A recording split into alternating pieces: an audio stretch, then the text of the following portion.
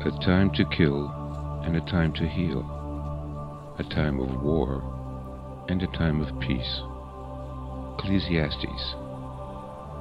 Modern religions, from Christianity and Islam to Buddhism and Taoism, and even the modern New Age movement, were founded and rose to prominence under tyrannies and dictatorships. It should be understood that the psychopathic rulers of ancient times to the psychopathic rulers of today would never allow religious movements to become established, let alone flourish, if they posed a threat to the existing power structure. History is rife with religious persecutions, book burnings, and mass slaughter of devotees. The endless bloodshed had nothing to do with God or spiritual enlightenment, and everything to do with tyrants perceiving religious movements as a threat. Most religions began as revolutionary movements that were antithetical to the empire of their day, and were thus persecuted in their early days. However, in order to survive, each religion adapted itself to the needs of their empires and evolved to support the power structure rather than preach against it.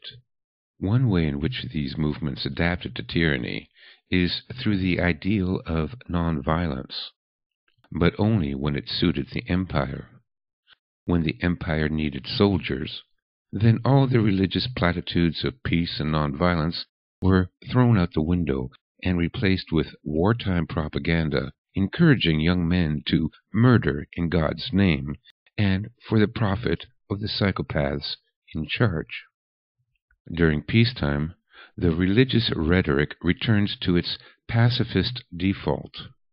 The result is that all spiritual movements and paths emphasize nonviolence and non-aggression. While these ideals may sound ennobling, there is a glaring weakness that is the result of not understanding nature itself, that it is essentially violent. The non-aggression principle is foolhardy and self-defeating in societies that have been infected with psychopaths. Psychopaths that inevitably come to dominate every power structure precisely because they have no qualms about violating this principle. While the worst specimens of humanity reap lavish rewards in the material world, the state religions tell their victims that their reward awaits them in the afterlife. Promoting nonviolence as the highest principle of spiritual development is akin to teaching rabbits not to run when they see a fox. For most of us, the idea of sacrificing one's life for a cause is far easier to contemplate than killing for a cause. Religious programming glorifies those that die for their cause as martyrs, but only those that kill on behalf of the state are lauded as heroes. Those that kill for a cause, contrary to the state's agenda, are terrorists. So the common conception that a spiritual path must be nonviolent is based on state and religious indoctrination to ensure their hold on power and authority.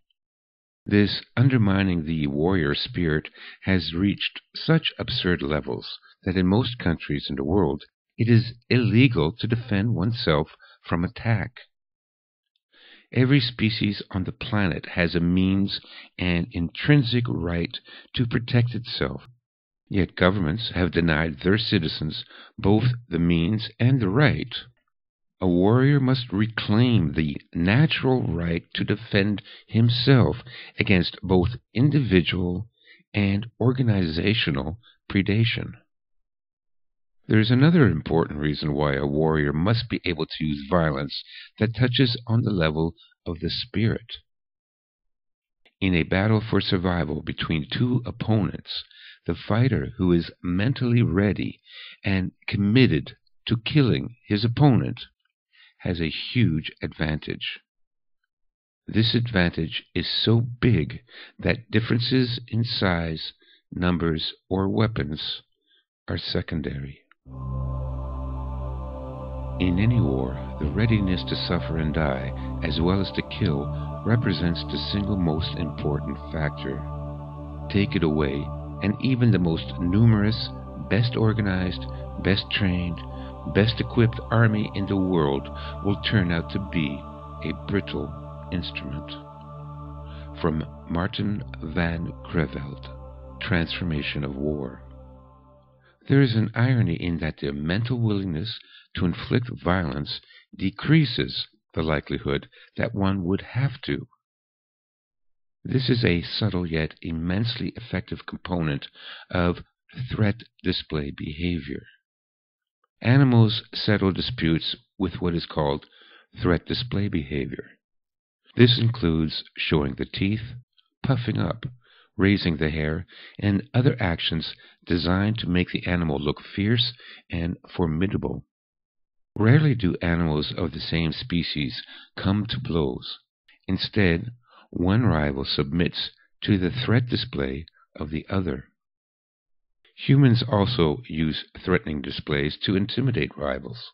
Posturing, yelling, staring, stomping, and punching the air are typical threat display behaviors humans share with primates. However, a calm and cold intent to kill trumps these displays. There is an instinctive understanding or some psychic transference that all but the most intoxicated fool will notice. This message is often enough to dissuade any attack. Thus, the willingness to use violence is the best deterrent to violence. If one's opponent is, however, a psychopathic criminal who is equally intent on using violence, then only your own willingness to kill can save you. A warrior understands that humans are apex predators. While other predators prey on a limited number of species, humans prey on every species on the planet, including its own. The enemies of humanity have no hesitation to murder millions of innocent men, women, and children. Violence is an ugly and dirty business, and rightly repulses good and decent people. However, a warrior must overcome his own revulsion to violence and familiarize himself with it, and learn how to use it. Not to do so would guarantee defeat in every battle.